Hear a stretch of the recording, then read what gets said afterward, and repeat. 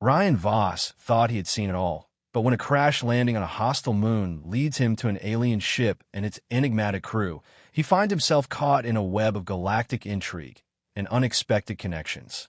What started as a simple repair job soon turns into a high-stakes adventure across the stars. But can Ryan keep his cool when sparks fly, both in the engine room and his heart? Want to know what happens next? Join Ryan, Sela, and Vira as they navigate a galaxy of danger, betrayal, and unexpected bonds in this thrilling space adventure. Hit that subscribe button and never miss a moment of the action. Ryan Voss was no stranger to trouble. In fact, he often joked that trouble had a magnetic pull toward him. But this time, it felt like the universe had decided to up the ante.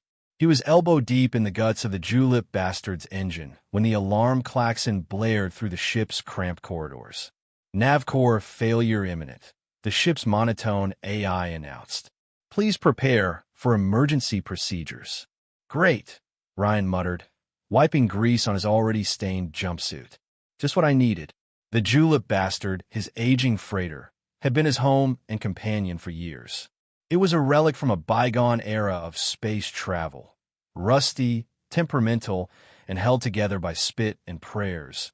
But it was his. Now, it seemed like even his faithful old girl was giving up on him. He scrambled to the cockpit, heart pounding as the ship began to shudder violently. The Navcore, the heart of the ship's navigation system, was critical. Without it, they were blind, drifting aimlessly through the void.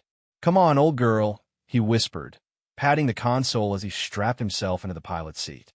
"Don't fail me now." But the universe wasn't listening.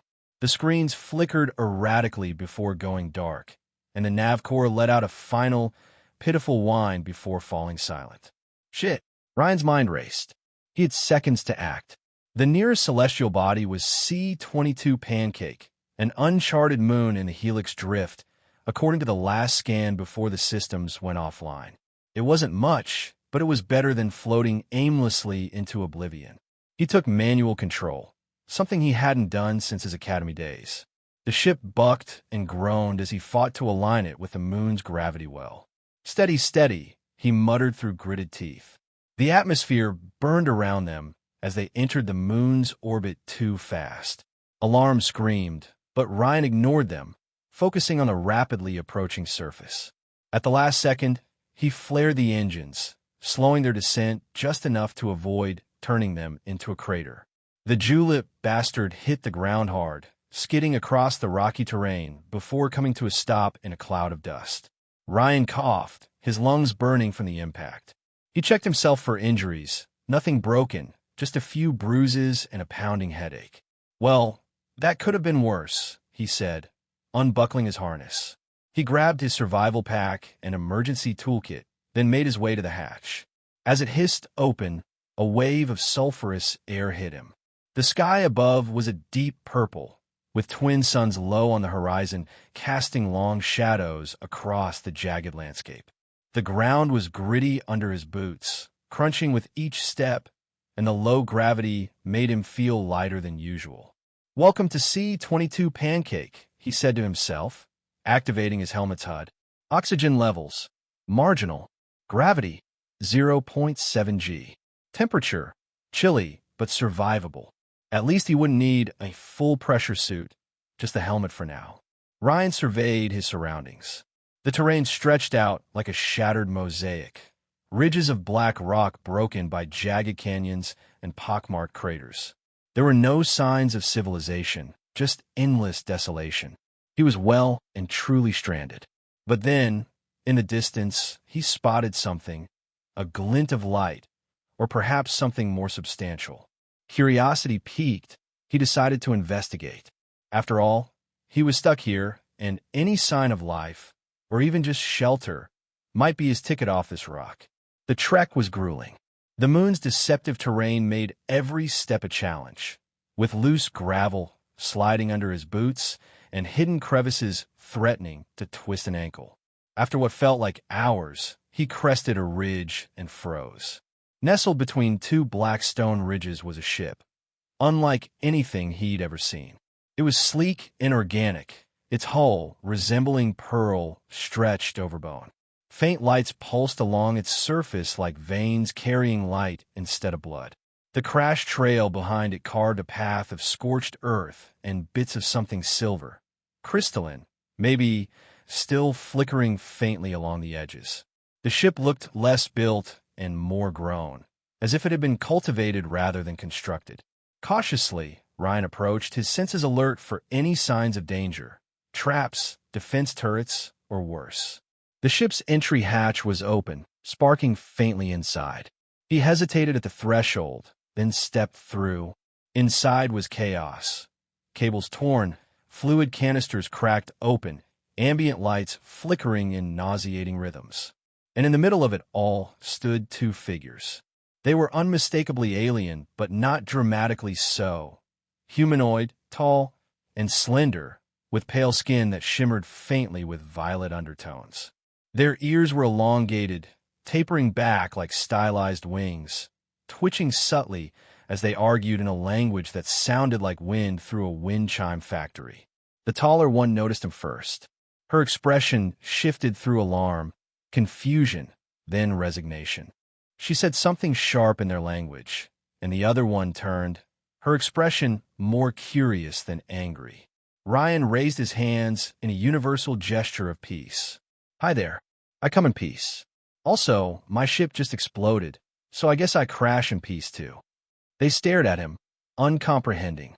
The taller one replied with a voice that was crystalline but hard-edged. Ryan blinked. "Right. That's fair. You don't understand me, and I don't speak whatever that is. You got a translator node? A phrase book? Pictionary?"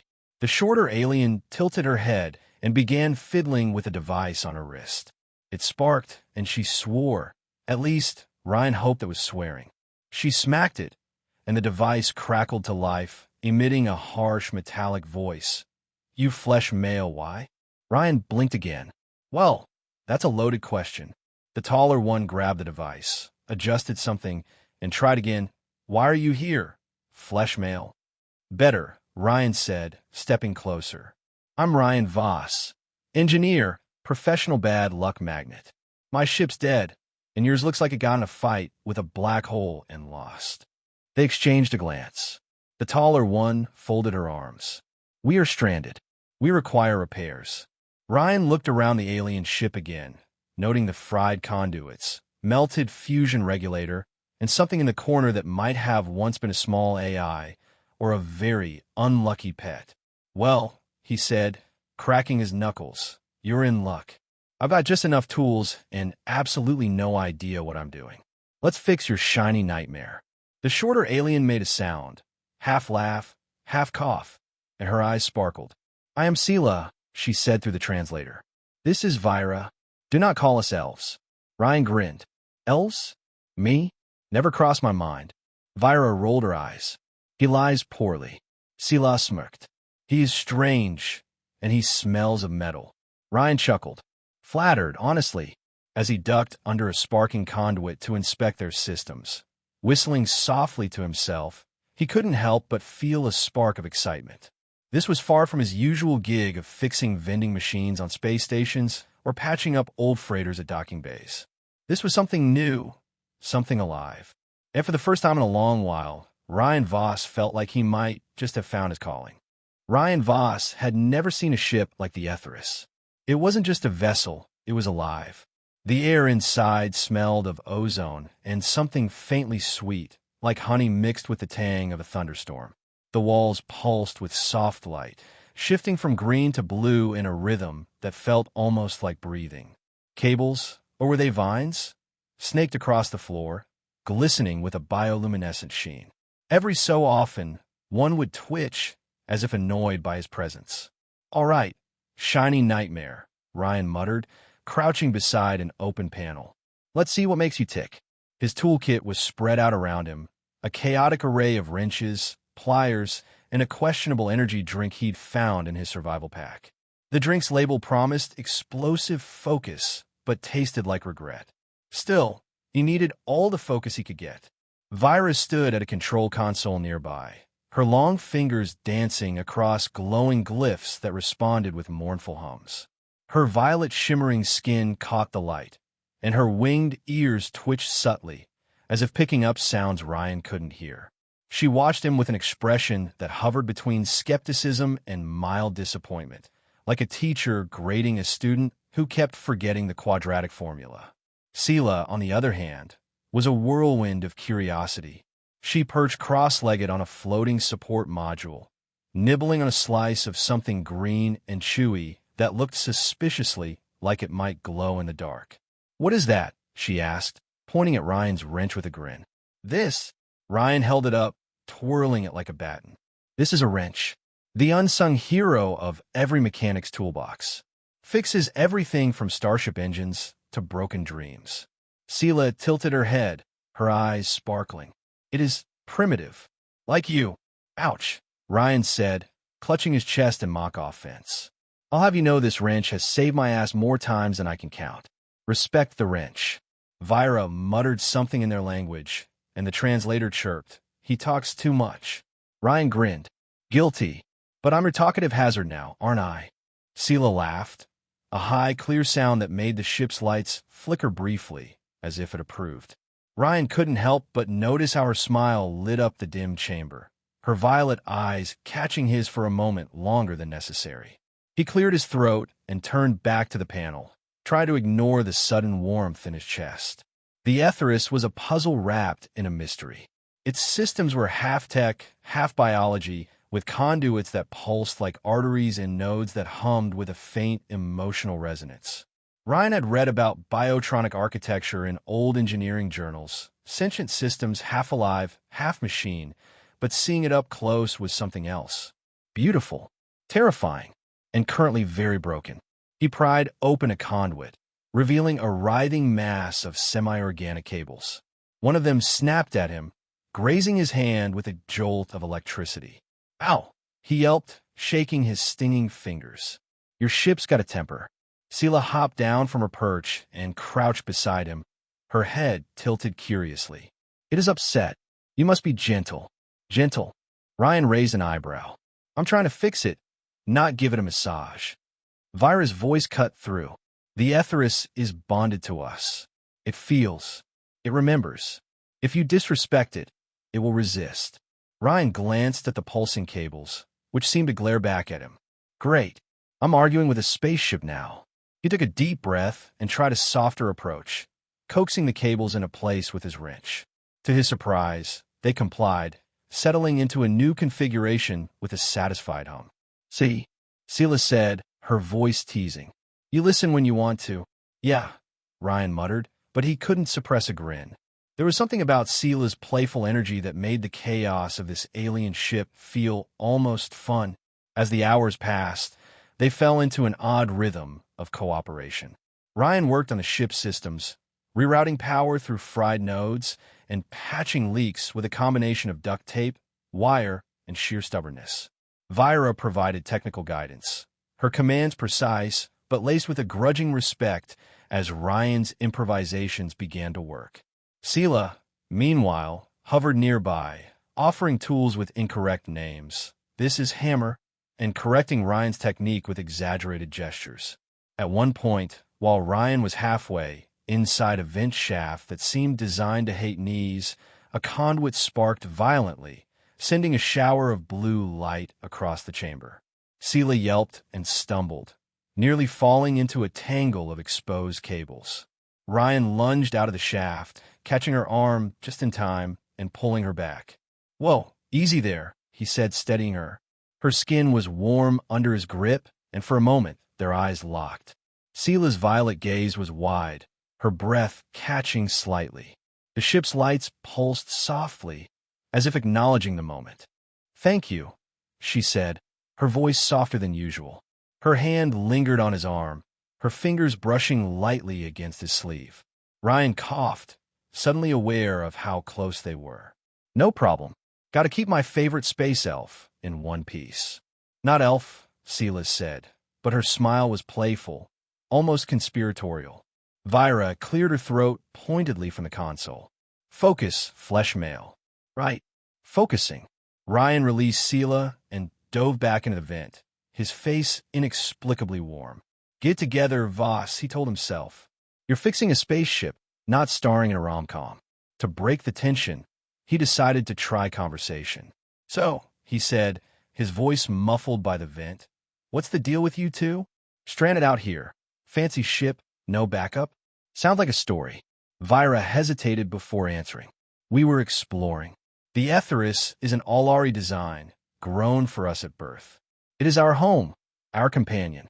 But something attacked us. We crashed." Ryan slid out of the vent, wiping grime from his face. Attacked? By what? Pirates? Space monsters?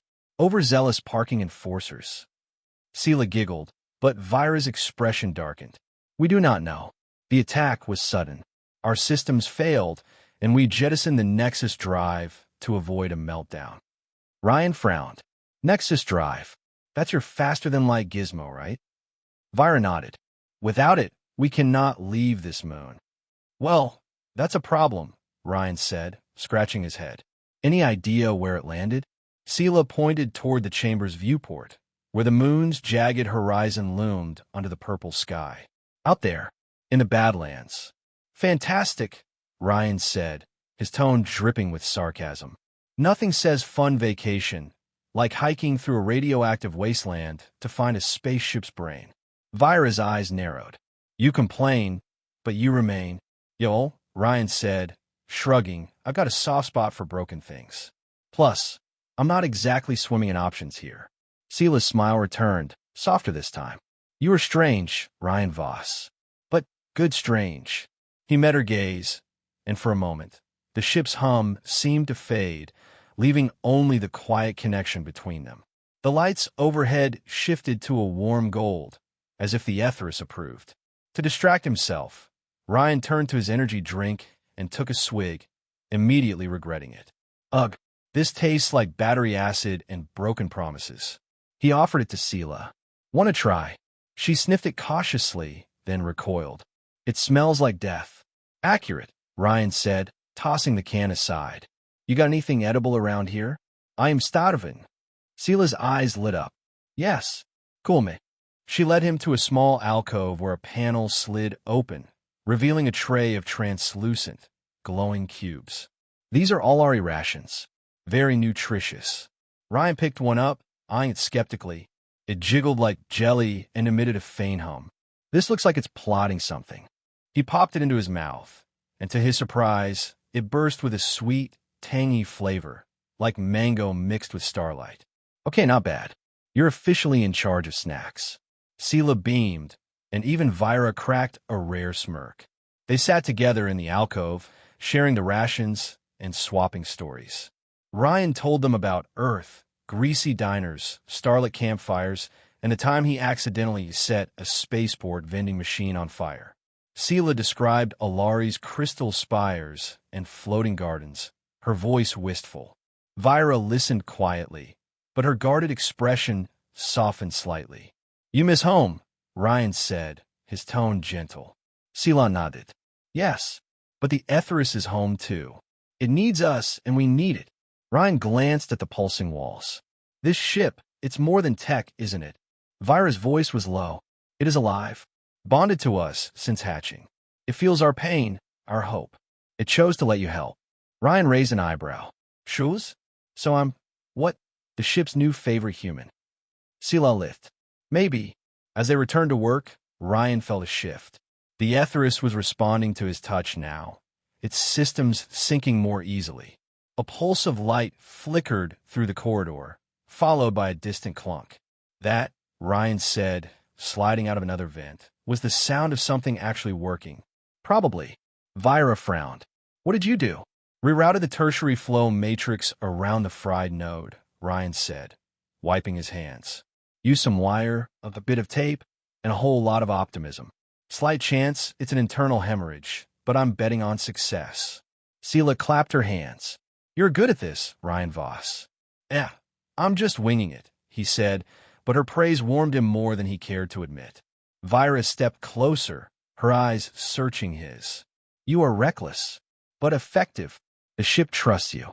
Ryan met her gaze, sensing the weight of her words. "Guess I'm not just a flesh male anymore." She didn't smile, but her expression softened. "Not entirely.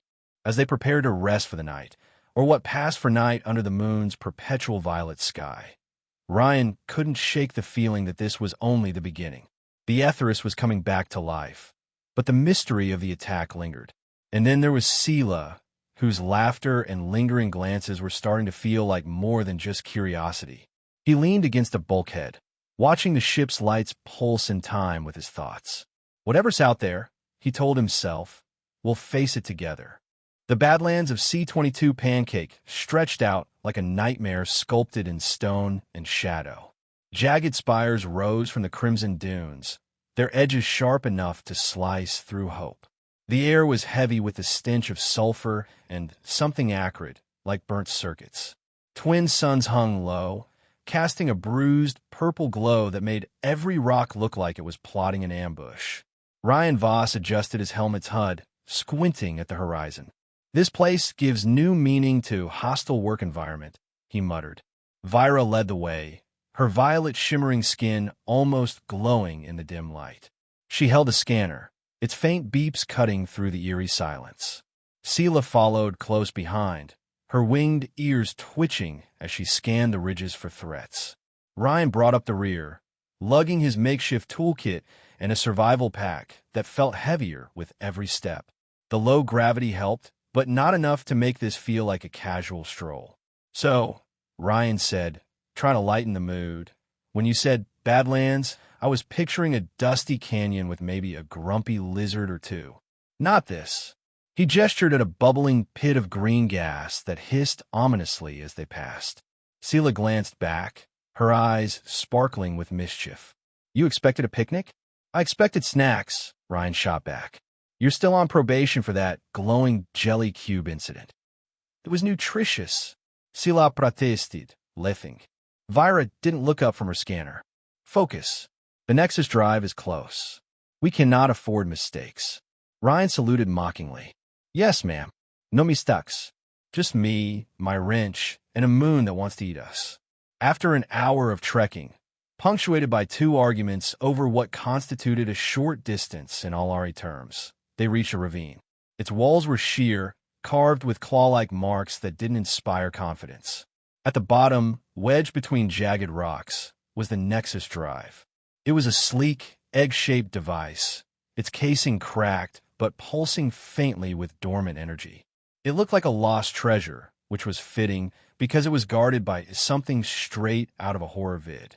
A brawl of cyber mantises, 6 of them, scuttled around the drive. Each was the size of a hover bike, with chrome-plated exoskeletons, razor claws, and compound eyes that glinted like oil slicks. Their movements were jerky, mechanical, but terrifyingly precise. One let out a screech that sounded like 2 swords being sharpened underwater, sending a shiver down Ryan's spine. Okay, he whispered, ducking behind a boulder of Vira and Sela. Those are not friendly. They've got, 7 weapons ports each? And they're clicking at us. Sela peeked over the boulder. Clicking could mean anything. Maybe they're social. The lead mantis draped a blade-like appendage over the drive, grooming it like a prized egg. Ryan grimaced. Yeah, social like a guillotine social with a neck. Vira's eyes narrowed. They have nested. This complicates retrieval. Complicates? Ryan hissed. That's like saying a supernova complicates a barbecue. We need a plan. Vira turned to him, her expression unnervingly calm. You are good at distractions. Oh no, Ryan said, shaking his head. I know that look. That's the make the human dance while we grab the shiny thing look. Sela patted his shoulder, her touch lingering a moment longer than necessary. You're very distracting, she said, her voice teasing but warm. Ryan sighed dramatically. Fine. But if I die, I want died distracting space bugs on my tombstone. He rummaged through his pack, pulling out a small speaker he'd salvaged from the Julep bastard comm system. This baby's got enough juice to blast some noise. If I can lure those creepy crawlies away, you two grab the drive. Deal. Vira nodded. On my mark. Sela squeezed his arm, her violet eyes serious. Be careful, Ryan Voss. He met her gaze, his heart doing an unexpected flip. Always am, he lied. Ryan crept to a vantage point overlooking the ravine, his stomach churning.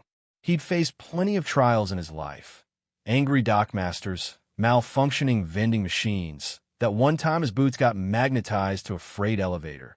But nothing had prepared him for playing bait to a pack of cybernetic arthropods. "You got this, Voss," he told himself, though his knees begged to differ.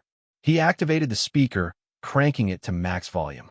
The Badlands erupted with the most obnoxious earth tune he could think of, a blaring, off-key cover of an old pop song that had been banned on 3 stations for causing migraines.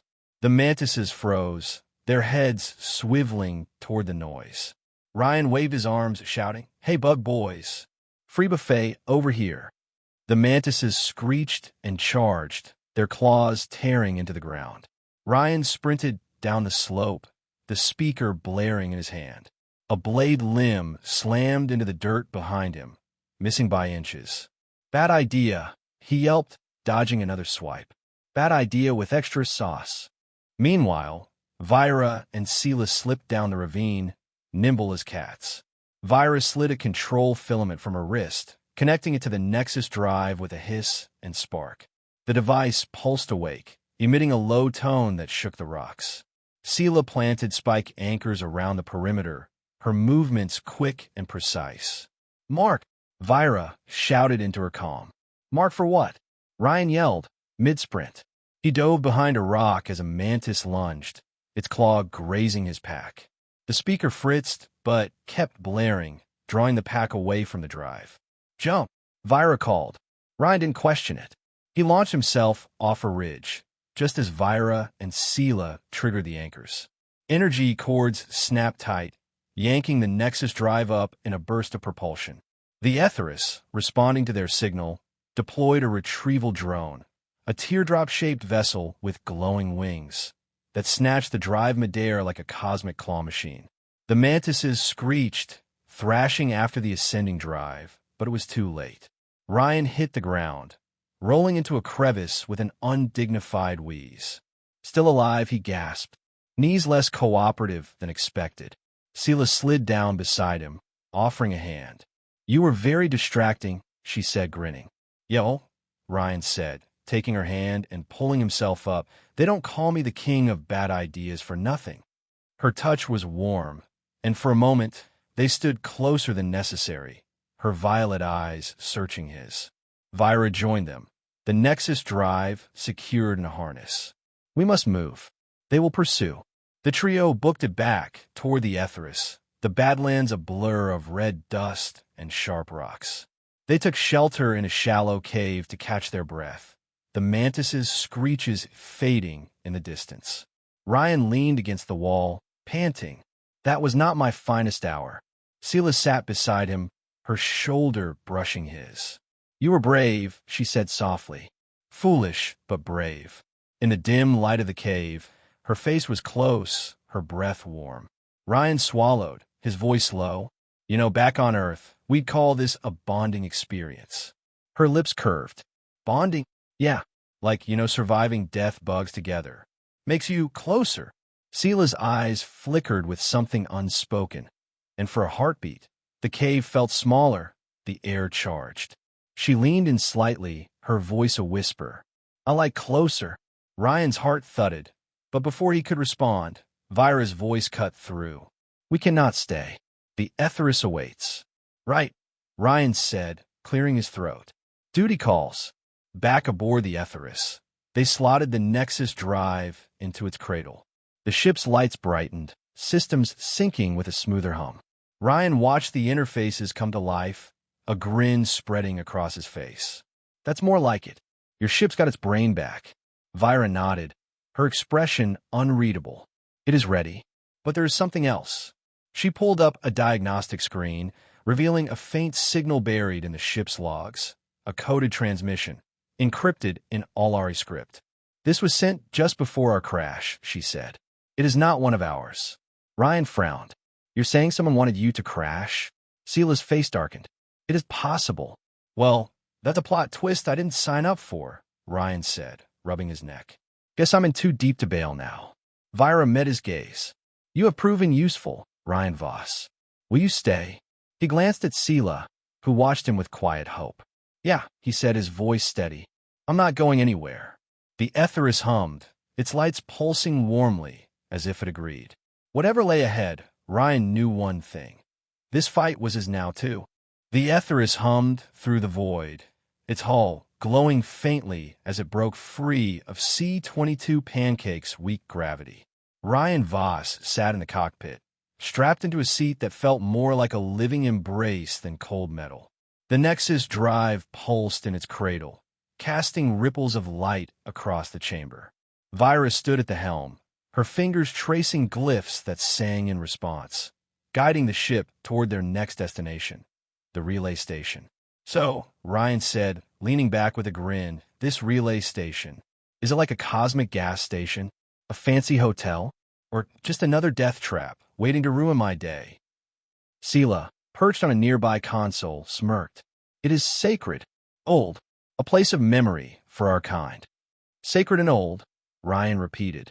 Sounds like my grandma's attic, but with better lighting. Vira's voice was sharp. It is not a jest. The relay station holds the neural archives of the Allari. It can awaken the Aetheris's mind. Ryan raised an eyebrow. Mind? I thought we just fixed the shiny bits. Sela's eyes softened. The Aetheris is more than parts. It thinks. It feels. But its mind sleeps, wounded by the crash. The archives will heal it. Ryan glanced at the pulsing walls, which seemed to hum in agreement. Right. So we're off to therapy for a spaceship. Never thought I'd add that to my resume. The viewport flickered, revealing their destination.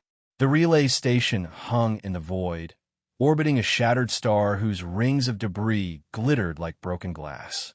The station was a sprawling lattice of bone-white spires, interwoven with vines of glowing crystal that pulsed in sync with the star's faint heartbeat. It looked less like a structure and more like a living cathedral, ancient and alive. Holy! Ryan trailed off, leaning forward. That's not a station. That's a damn masterpiece. Vira's lips twitched, almost a smile. It is Allari. We do not build. We grow. The Aetheris docked with a gentle shudder, its hull sinking with the station's organic ports. Ryan followed Vira and Sela through a translucent airlock, stepping into a corridor bathed in spectral green light. The air was cool, carrying a faint hum like distant chimes. Vines of crystal snaked along the walls, their surfaces etched with glyphs that shimmered like liquid starlight. Feels like we just walked into a fairy tale, Ryan said, his voice echoing softly. Any dragons guarding the treasure? Sela giggled. No dragons, but guardians. As if on cue, 3 figures emerged from the shadows. They were Allari, but different, taller, their bodies augmented with sleek, biomechanical implants. Their skin shimmered with metallic flecks, and their eyes glowed with a cold, analytical light. The leader, a female with a crest of crystalline spines, stepped forward. You bring the Aetheris, she said, her voice a harmonic drone. Why does a flesh male walk with you? Ryan raised his hands. Flesh male, reporting for duty. Name's Ryan Voss. I'm here to not die, hopefully. Vira stepped forward, her tone firm. He is bonded to the Aetheris. He has repaired it. He is one of us. The leader's eyes narrowed. A human? Bonded? We will test this claim. Ryan swallowed. Test?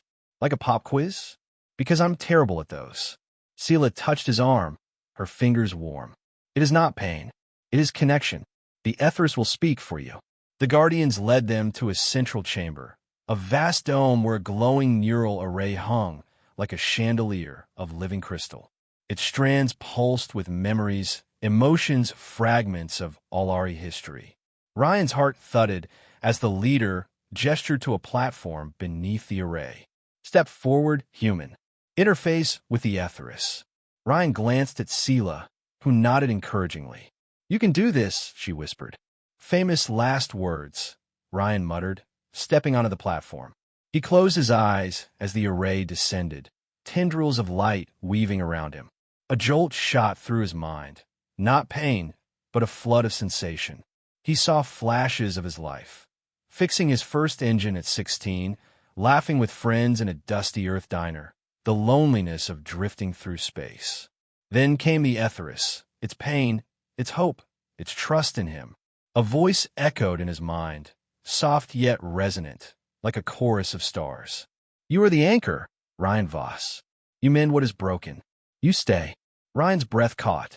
You're the ship, aren't you? I am Ethris. I choose you.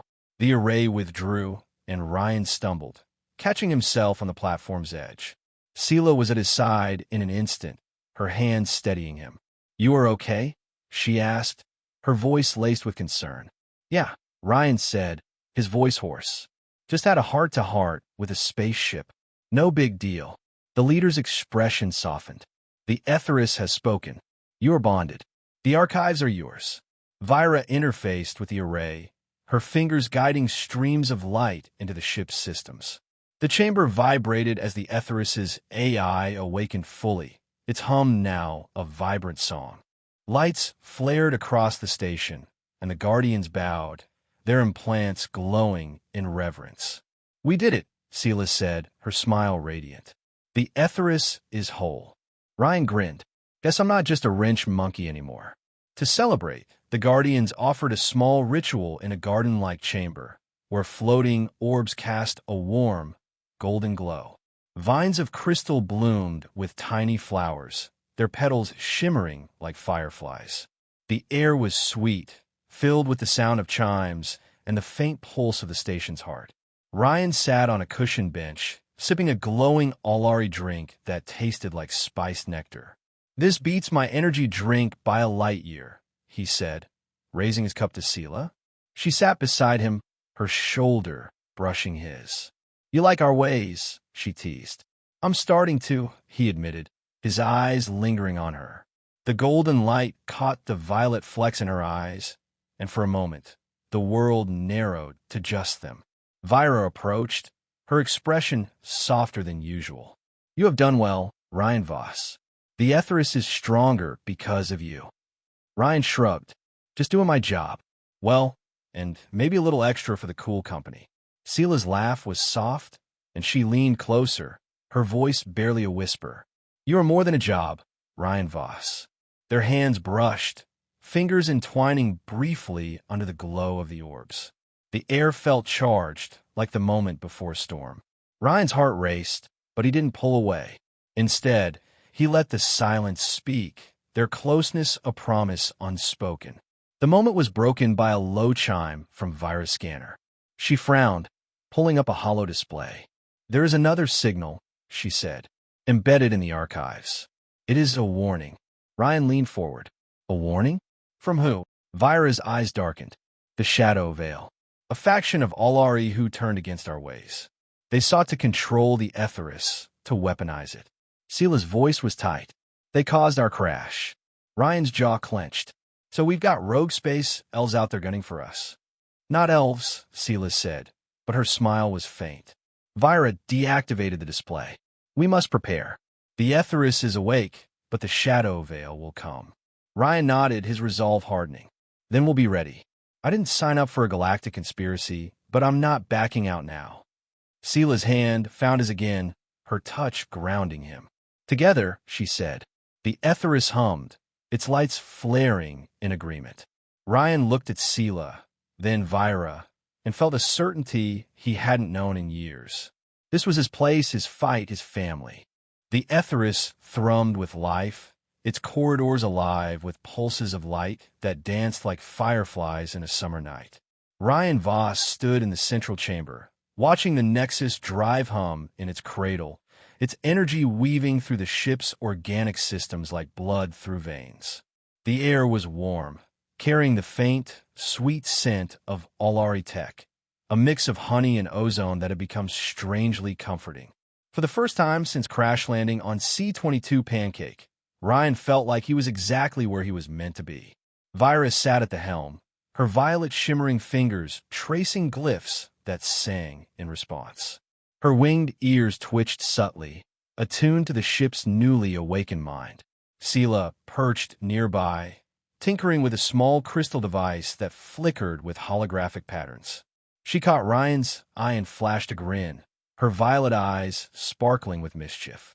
You stare, Ryan Voss, she teased. Is my work so fascinating? Ryan chuckled, leaning against a bulkhead. Nah, Just wondering if you're secretly building a disco ball. This ship could use some flair. Sela laughed, the sound bright and musical. Disco ball? Another Earth oddity. Picture a shiny sphere that throws light everywhere, Ryan said, gesturing wildly. Instant party. I'll show you one day. Vira's voice cut through, dry but amused.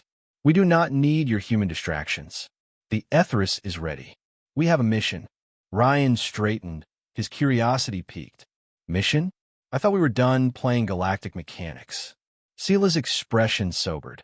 She set down her device and pulled up a hollow display, revealing a star map dotted with glowing markers. We received a signal while you slept. A distress call from a distant Alari outpost. They are stranded under threat. Ryan frowned, crossing his arms. Threat? Let me guess. Those Shadow Veil creeps you mentioned. Vira nodded, her eyes darkening. The Shadow Veil seek to control Alari technology. They believe our ways, our bond with ships like Ethris, are weak. They would turn our creations into weapons. Ryan whistled low. So we're up against rogue space elves with a superiority complex. Awesome. Not elves, Sela said, but her smile was faint, tinged with worry. Vira zoomed in on the map, highlighting a cluster of stars. The outpost is in the Veil Nebula, 3 jumps from here. We can reach them, but it will be dangerous. The Shadow Veil are organized. Ruthless. Ryan rubbed his neck, his mind racing. He'd signed up to fix a ship, not fight a galactic conspiracy. But as he looked at Vira's steely resolve and Sela's quiet hope, he knew there was no turning back. These weren't just aliens he'd stumbled across. They were his crew, his family. And the Ethris? It wasn't just a ship. It was home. All right, he said, his voice steady. Let's go save some stranded Alari. But I'm gonna need coffee, or whatever passes for it around here.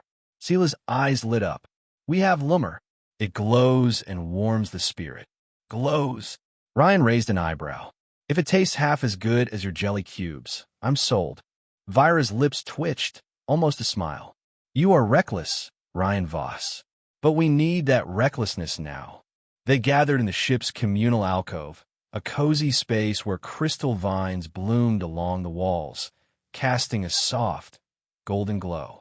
Sela served steaming cups of Lummer, a shimmering liquid that tasted like spiced citrus with a kick that made Ryan's toes curl. Okay, he said, taking another sip. This is officially better than Earth coffee. Don't tell my old diner crew I said that. Sela giggled, sitting close enough that their knees brushed.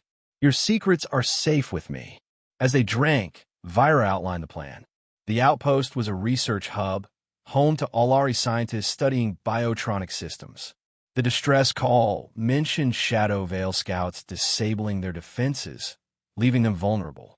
The Ethris would jump to the nebula, infiltrate the outpost, and extract the survivors before the Shadow Veil could strike again. Ryan listened, his mind half on the mission and half on the warmth of Sela's presence. Her laughter, her quick glances, the way her fingers brushed his when passing the Lummer. It all felt like a language he was only beginning to understand. He wasn't just a drifter anymore. He was part of something bigger, something worth fighting for. After the briefing, Vira retired to calibrate the Nexus drive, leaving Ryan and Sela alone in the alcove. The ship's lights dimmed, mimicking the twin suns of C-22 Pancake, their glow filtering through a viewport to cast patterns on the floor. Sela stood, stretching, her silhouette framed against the stars. Walk with me, she asked, her voice soft. Ryan's heart skipped. Sure. Lead the way, space elf. Not elf, she said, but her smile was playful as she led him to a small observation deck. The chamber was a bubble of translucent crystal, offering a panoramic view of the cosmos. Stars burned in clusters, their light bending through the nebula's violet haze. 2 moons hung in the distance, their surfaces shimmering like liquid silver. Wow, Ryan breathed, stepping closer to the viewport. This beats any view I've ever seen. Sela joined him, her shoulder brushing his. This is my favorite place. When I was young, I would sit here and dream of the stars. Ryan turned to her, catching the wistful note in her voice. What did you dream about? She hesitated, her violet eyes meeting his. Adventure. Connection. Someone who would see me, not just Alari. Ryan's throat tightened. He reached out, his hand finding hers. Her skin was warm, pulsing faintly with the same rhythm as the Etheriss. I see you, he said, his voice low, and you're pretty damn incredible. Sela's breath caught, and for a moment, they stood in silence, their hands entwined. The moon's light bathed them in silver, and the ship's hum softened, as if giving them space. She leaned closer, her forehead resting against his, their breaths mingling. You are my adventure, Ryan Voss, she whispered. He didn't know who moved first, but their lips met, soft, tentative, then deepening with a quiet urgency. The kiss was like the lure, warm, electric, a spark that lit something new inside him. Her hands slid to his shoulders, and his arms wrapped around her, pulling her close. The stars seemed to blur, the universe narrowing to just them, their connection a wordless promise. When they parted, Sela's eyes glowed brighter, her smile shy but radiant. That was not Alari custom. Ryan grinned, brushing a strand of hair from her face. Good. I'm not big on customs. Just you. The Etheriss pulsed, its lights flaring briefly, as if approving. Ryan laughed, the sound easing the tension. Guess the ship's giving us a thumbs up. Sela giggled, resting her head against his chest. It likes you. So do I. They stood there, wrapped in each other's warmth, until Vira's voice crackled through the calm. Ryan Voss. Sela, we prepare for the jump. Duty calls, Ryan said, reluctant to let go. He squeezed Sela's hand. Ready to save the galaxy? With you, she said, her voice steady always. Back in the central chamber, Vira stood at the helm, her expression resolute. The hollow display showed the Veil Nebula, its swirling clouds hiding the outpost. The Shadow Veil will expect us, she said. But we are stronger now. The Etheriss is whole, and we are one. Ryan nodded, taking his place at a secondary console. He wasn't an Alari, wasn't born to this ship, but it didn't matter. The Etheriss had chosen him, and so had Vira and Sela. That was enough. Jump coordinates locked, Vira announced. Prepare. Ryan braced himself, his hand finding Sela's one last time. Here's to not crashing, he said, flashing a grin. Sela laughed, and Vira's eyes softened, a rare warmth in her gaze. You are insufferable, she said, but there was no bite in it. The Etheriss surged, its nexus drive igniting with a roar that became a song. The stars outside the viewport stretched, then shattered into ribbons of light, blues, golds, violets weaving a cosmic tapestry. The ship leaped into hyperspace, the universe bending around them in a symphony of motion and color.